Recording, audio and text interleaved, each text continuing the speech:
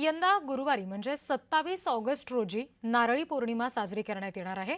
तर शुक्रवारी म्हणजे 28 ऑगस्ट रोजी रक्षाबंधनाचा सण साजरा केला जाणार आहे. शुक्रवारी सकाळी 9:47 श्रावण पौर्णिमा असली तरी रक्षाबंधनाचा सण संपूर्ण दिवस साजरा करता येणार आहे.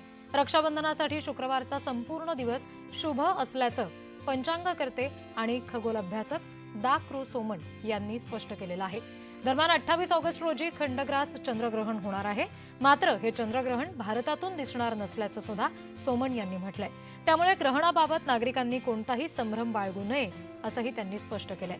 नारळी पौर्णिमा आणि रक्षाबंधनाच्या पार्श्वभूमीवर सणांच्या तारखा आणि ग्रहणाबाबतची ही माहिती नागरिकांसाठी महत्त्वाची ठरणार आहे.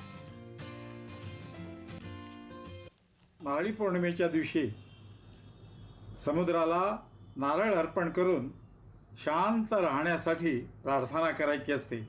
अशी नारळी पौर्णिमा गुरुवारी 27 ऑगस्ट रोजी साजरी करायची आहे आणि शुक्रवारी 28 ऑगस्ट रोजी सकाळी 9:47 जरी श्रावण पौर्णिमा असली तरी तो संपूर्ण दिवसभर रक्षाबंधन सण साजरा करायला शुभ आहे.